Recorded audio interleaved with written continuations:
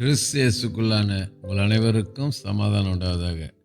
இன்றைய தியானத்திற்காக எடுத்துக்கொள்ளப்பட்ட வேத வசனம் ஏசாயா 54:7. இமைப்பொழுது உன்னை கைவிட்டேன், ஆனாலும் உருக்கமான இரக்கங்களால் உன்னை சேர்த்துக்கொள்வேன். அல்லேலூயா. தீர்க்கதரிசி ஏசாயா தீர்க்கதரிசி சொல்றாரு, ஆண்டவர் என்ன சொல்றாராம்? இமைப்பொழுது உன்னை கைவிட்டேன், ஆனாலும். பாருங்க, இமைப்பொழுதுன்னு சொன்னாக்கா கண் இமை மூடி திறக்கிற இல்லையா, அதான் இமை பொழுது.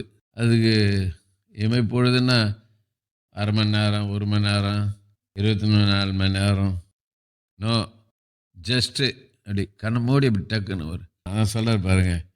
இமை பொழுது உன்னை கைவிட்டேன், ஆனாலும் சொல்லிட்டு சொல்கிறாரு, உருக்கமான இரக்கங்களால் உன்னை சேர்த்துக்கொள்வேன். நம்முடைய தேவன் உருக்கமானவர், இரக்கமுள்ளவர், கிருபை உள்ளவர், அன்புள்ளவர். இப்படி அடுக்கிக் கொண்டே போகலாம். ஆகவே சொல்கிறார், ஆனாலும் இமைப்பொழுது உன்னை கைவிட்டம்பா சொல்லிட்டு அதோட விட்டு இல்லை, ஆனாலும் உருக்கமான இரக்கங்களால் உன்னை சேர்த்துக்கொள்வேன். ஆக நம்முடைய ஆண்டவரை கூட கல்வாரியில் இமைப்பொழுது தான் அவரை கைவிட்டார், நித்தியமாக கைவிடலை. மீண்டும் அவரை உயிரோடு எழுப்பிட்டார். அதே கருத்தை தான் நமக்கும் சொல்கிறாரு. இமைப்பொழுது உன்னை கைவிட்டேன், அதனால் சோர்ந்து போகாத, கவலைப்படாத, பயப்படாத, தோண்டு விடாத, மனம் செழித்து போகாத.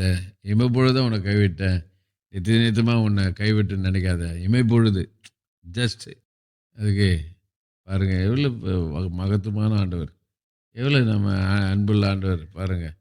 இமைப்பொழுது உன்னை கைவிட்டேன், ஆனாலும் உருக்கமான இரக்கங்களால் உன்னை சேர்த்துக்கொள்வேன்னு சொல்கிறார். ஆகவே அப்படிப்பட்ட தெய்வத்தை நம்ம ஆராதிக்கிறோம். அவரை நம்ம உண்மையை பின்பற்றுவோம். அநேக நேரங்களில் நம்ம ஆண்டவர் நம்மளை கைவிட்டார், என் குடும்பத்தை கைவிட்டார், என் பிள்ளைகளை கைவிட்டார். நோ, கைவிடாத தேவன். நான் உன்னை விட்டு விழுகுதும் இல்லை, உன்னை கைவிட இல்லைன்னு சொல்கிறார். அப்படி கைவிடுறாருன்னா இமைப்பொழுது தான் கைவிடுவார். மீண்டும் உருக்கமான இரக்கத்தால் நம்ம சேர்த்துக்கொள்கிற தேவன். அவரை சார்ந்து வாழ்வோம். கர்த்தர் நம்மை ஆசீர்வதிப்பாராக. செபிப்போம்.